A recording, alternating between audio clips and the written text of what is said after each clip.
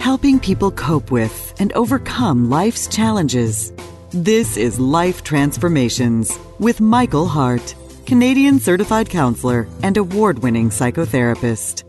I want to thank you for joining us on this episode of the Life Transformation Show. Today's show is titled 7 Traits of Narcissistic Leaders, and I will be drawing from the biblical text in 1 Kings 21 verse 7 to 10 as I discuss this very important topic. Let me say that this show was not meant to be a diagnosis of anyone. We're just providing general information. But if you're in a setting where you have identified several of these traits, it's important for you to get help to see if you're dealing with someone who is narcissistic, because narcissism takes a great toll on people who have to work in those environments. Let me also say that this show was not meant to demonize any of the wonderful pastors that we have here in Ottawa, because I know that there are pastors throughout the city that I work with who are doing great things for their congregation. But like in every profession, we have those who give the profession a bad name. And so there are people who are suffering under the leadership of narcissistic pastors in our city, just like elsewhere in the country and in the world. So what is narcissism? Narcissism is one of the 10 personality disorders. It refers to people who have a sense of grandiosity, who is self-centered, and who has a general lack of empathy towards others. About 5% of the general population suffers from this disorder, according to some experts. And it is believed that leadership, including church leadership, attracts narcissists because they need admiration and they like the power that comes with narcissists. So the percentage of narcissists in church circles and in other leadership capacities is much higher. Gary L. MacIntosh, in the book Overcoming the Dark Side of Leadership, made some very interesting comments. MacIntosh says, and I quote, "Because ministry provides the ready justification that grandiose visions and risky ventures are necessary to accomplish God's kingdom work, the church and the Christian organizations provide fertile soil for budding narcissists. Tragically, because many followers of the narcissistic leader think all this activity is being done for God, they feel uncomfortable challenging their leader," unquote. So here we have this quote from MacIntosh in which he's saying that the church is fertile breeding ground for budding narcissists. The church attracts narcissistic leaders. And it is not surprising, because we are told in the Bible that the wheat and the tares will grow together, and that it is hard to distinguish between what's genuine Christianity and what's not. And it is so difficult that Jesus is saying, don't try to pluck them out, because you might pick out the genuine people with the ones who are narcissists. And so it's important that as we discuss this topic, we highlight the traits so that people can begin to see what narcissism is really like. So in this show, I'm going to be pointing to, as the title implies, 7 traits of narcissistic leader. And as I said before, I will be using the passage from 1 Kings 21 verse 7 to 10, the story about Naboth's garden, to discuss this topic. I don't have the time here allotted to read the entire number of verses in that passage, but I'll be quickly giving an outline of what is covered, and I'll be reading certain parts. So in this passage, we see that there was this man by the name of Naboth, and he's called Naboth the Jezreelite. And he has this garden that King Ahab desires. And King Ahab go to Naboth and say, Naboth, can you sell me your garden? I'll pay you a large sum of money for this garden, even more than what it's worth. And Naboth said to him, I cannot give you this garden. The Lord forbid it for me to do so, because it was given to me as an inheritance by my fathers. We are told that after this, Ahab, who is the king, became depressed. He went home and his face became sad, and he refused to eat because he could not have Naboth's garden. But then the story take a dark twist. We see Jezebel, the wife of Ahab, entering in the narrative, and things get very dark from there. Jezebel inquired of Ahab, why are you so sad? And when he explained to her that Naboth had refused to sell him the garden, Ahab got in a rage, I can just imagine. And she said to him, are you not the king? You are the king. How can you make one of your subjects, refuse to give you their garden? And so she developed this nefarious plot in which she forged Ahab's signature and made a decree that led to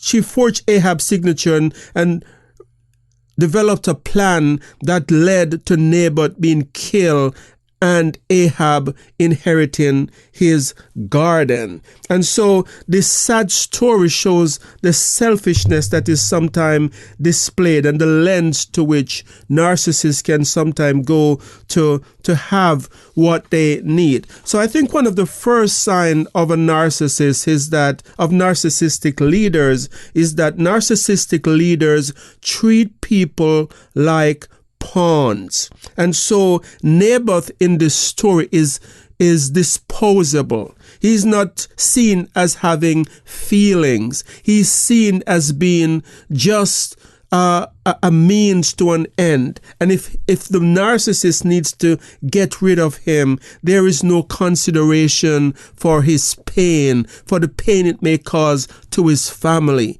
And so today in organizations, narcissists will treat people like pawns. They don't care if you leave the organization. They will fire you just to show that they can exert power over you. It doesn't matter whether or not you're in the right. Narcissistic leaders doesn't care. Just as in the story, Jezebel didn't care how Naboth felt, didn't care how murdering him would affect his family. What she wanted was his garden to satisfy the desires of King Ahab, and she took whatever means necessary to have what she needed. And so it's important to see that this is also a modern day trait of narcissistic leaders,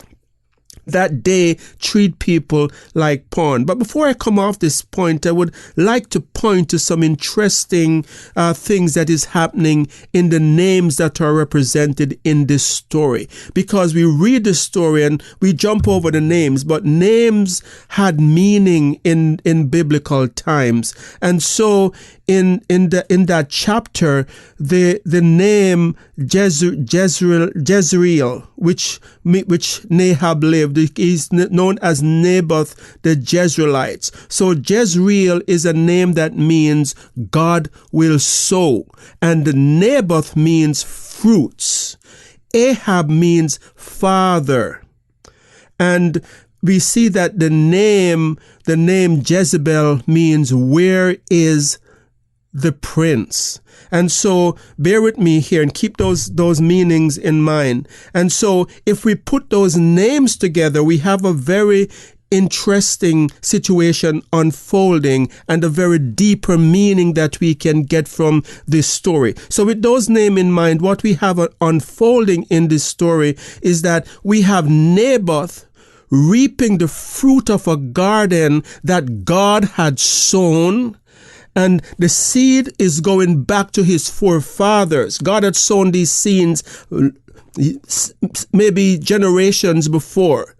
And Naboth is reaping from this garden the seeds that God had sown. Remember that Jezreel means God will sow and Naboth means fruit. But then what we see, we have Ahab, which means father, sulking like a child, because he could not have the garden that he desired just so that he could eat some herbs. So there is no deep value attached to this. There is no deep meaning behind why Ahab needed this garden so badly. He just needed a place to plant herbs. Whereas we see that with Naboth, this garden goes back many generations. It's the garden of his forefathers. So we see Ahab, which means father, acting like a child. But the name of Jezebel enters the scene. And Jezebel means,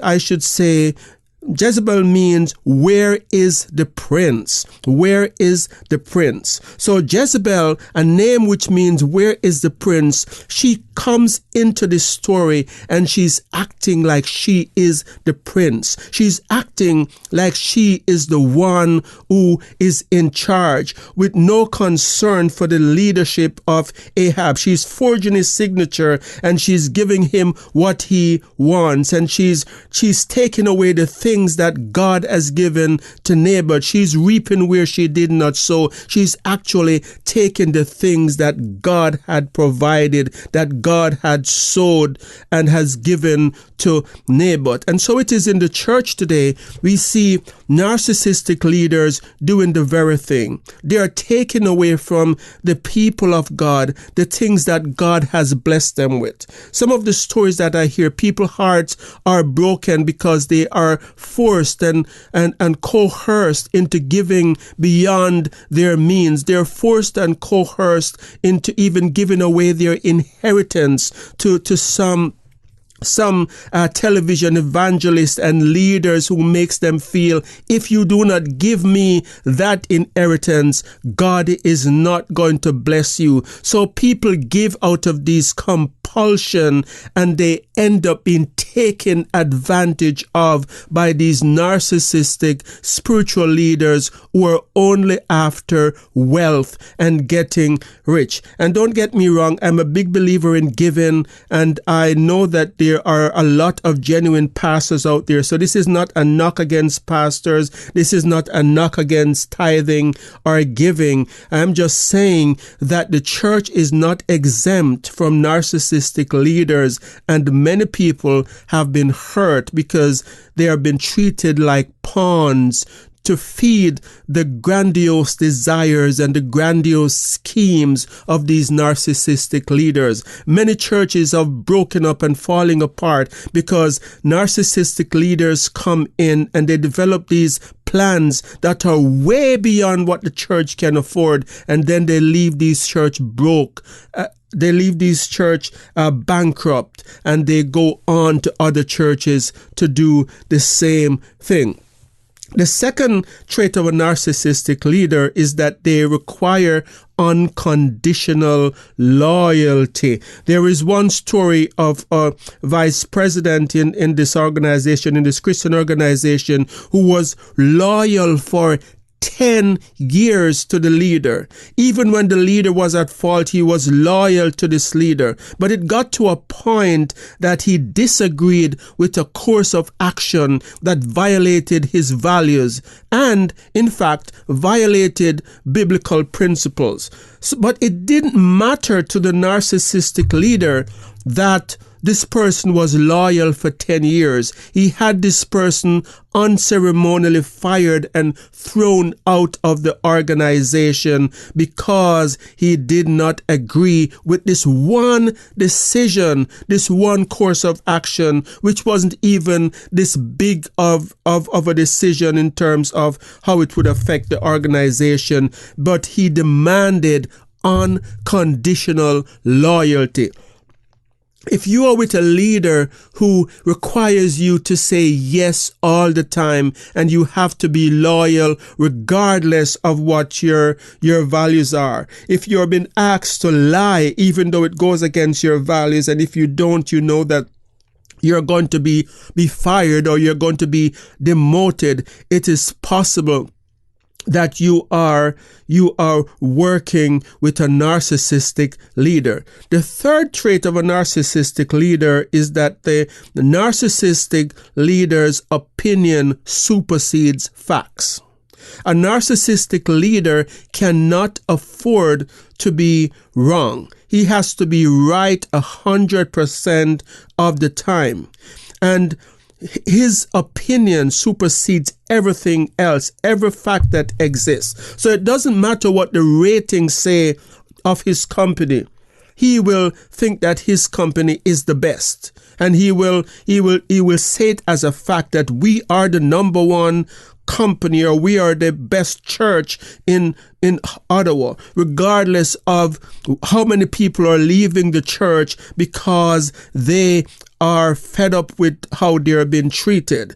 And so it doesn't matter what your performance is. You could be the best employee of that company or the hardest worker in that church.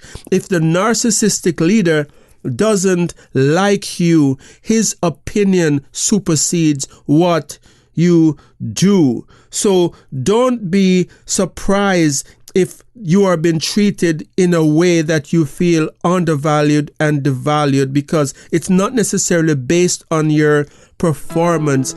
It is based on how the narcissistic leader feels about you. His opinion or her opinion supersedes facts. Michael will be right back. You have been listening to the Life Transformation Show, where award-winning psychotherapist Michael Hart of ElimCounselling Services has been speaking on the topic 7 Traits of Narcissistic Leaders.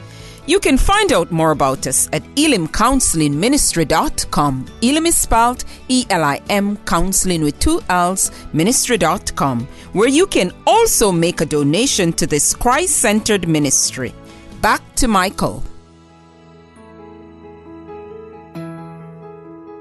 The fourth trait of narcissistic leaders is that narcissistic leaders feel threatened by the success of their subordinates. So in a healthy work environment, the leader thrives on the success of the subordinates. The leader knows that if my subordinates succeed and do well at what they're doing, then I am being lifted up. The organization is benefiting as a result of that performance. But for a narcissistic leader, they feel threatened if you are in the limelight. If you're getting accolades for your success, they become threatened.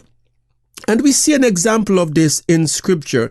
It's the story of King David and I should say he wasn't king at the time. It's the story between David and the King Saul. And so what happened in the story after David had this tremendous victory over Goliath, and he conquered this giant that was humiliating the entire army of Israel. This one man, David, took on Goliath and succeeded in the fight that ensued. And as a result, we are told that the women of the city started singing this song that praised David. And the song said, Saul king killed thousands, but David killed 10,000. And when Saul heard that, Saul was way past his fighting days. He by now was in this position where he's like the CEO of the company. He's the head of the nation, and he has this army fighting for him. But it doesn't matter. He is hurt to hear that people are singing songs about David, and so he tried to get David killed. And this anger that he developed towards David was the beginning of his downfall. And so it is today that people who are narcissistic leaders, they have this sense of this deep insecurity at their core, despite the fact that they might act bigger than life, despite the fact that they may require you to praise them and they behave as if they're very confident.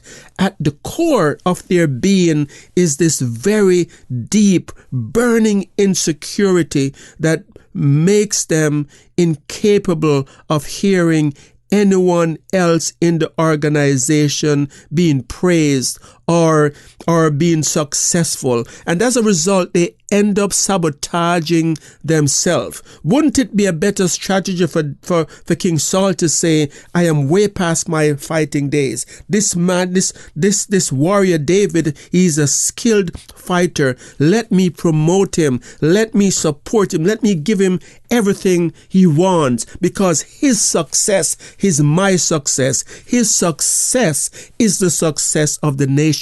That would have been a better strategy. But instead, King Saul sabotaged himself because of his insecurity. And so it is today. There are many churches who are not living up to their full potential because the leaders are, the narcissistic leaders are insecure, and they cannot allow people in the congregation to exercise their talent, because if that talent is exercised, it's going to put others in the limelight, and they don't want that. And so they burn out themselves because they have to do everything. They have to be in the limelight all the time. They have to do everything, and so they end up sabotaging themselves. They end up burning themselves out. They end up not benefiting their congregation with the talent that exists within it, because they feel threatened by the success of their subordinates. And the fifth sign of our trait of a narcissistic leader is this inflated sense of self-importance. And we see this in the story of Haman in the book of Esther, where Haman had this grandiose view of himself, where he thought that he deserved to be paraded through the city on the king's horse and in the king's robe. And he thought so highly of himself that he was offended that Mordecai would not bow down to him. And as a result of that, he dug his own grave. He ended up acting in ways that ended up causing his demise.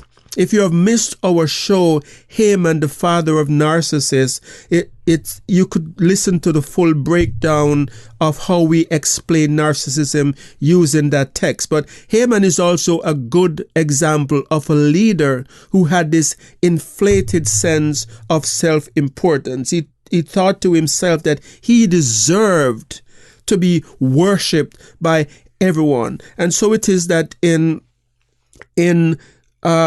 church circles and in leadership situations where you have narcissistic leaders, they have this inflated sense of their self-importance. They will say things like, if it wasn't for me, this organization would fall apart, or I do everything around here, when in truth and in fact they do very little, when in truth and in fact they have pillars of those organizations that are holding it together, that they are not recognizing, but their inflated sense of self-importance make them take all the praise for themselves. And they speak in the sense, in terms of I. If you hear them talk about the success of the organization or the success of the church, you would think that they do everything and no one else did anything. So this is because the inflated self of self-importance. And the sixth sign of a narcissistic leader is that his action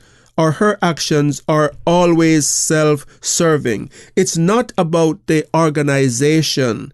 It's not about it's not about the advancement of the organization. It's about their self-promotion. It is about making themselves bigger than life. It's about feeling as if they are the one to be worshipped by everyone else. And so this trait also leads to their demise, because as a result of the self-serving action, they end up sabotaging the organization and sabotaging the efforts of those around them. And the seventh trait of a narcissistic leader is that a narcissistic leader lacks integrity.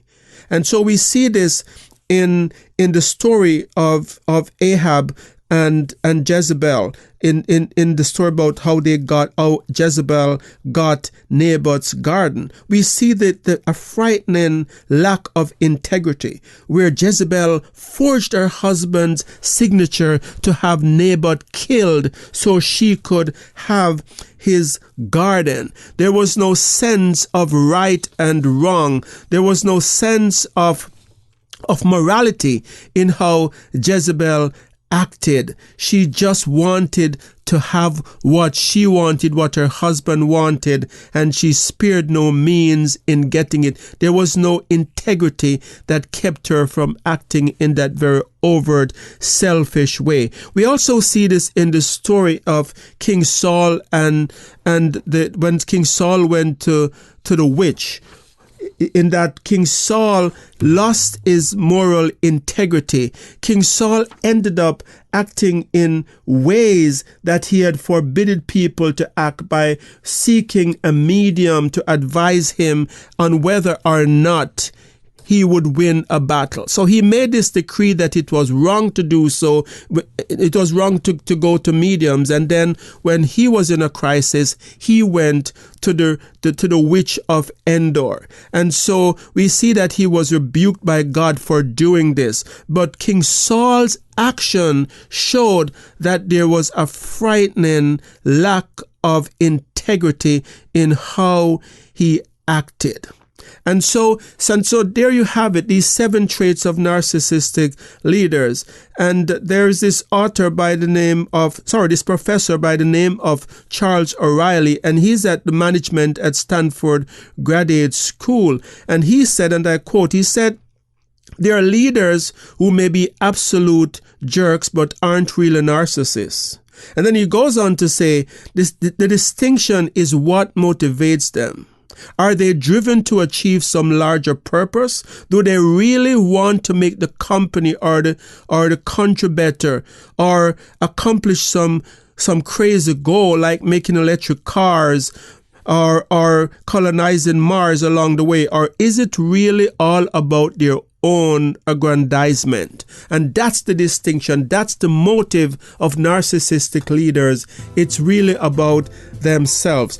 So there you have it, the 7 traits of narcissistic leaders. Also want to remind you that we are a not-for-profit organization that depend on your donation to stay on the air. We are going through trying times with all that's happening in the economy. So if you haven't yet made a contribution to this ministry, please consider doing so by going to our website at ElimCounselingMinistry.com. Elim is spelled E-L-I-M, counseling with 2 L's, ministry.com. You can also donate through our Patreon page at patreon.com/ElimCounseling. So until next time, this is your host, Michael Hart of ElimCounselling Services, praying that God would bless you in all your relationships and to keep you sound in mind and pure in heart.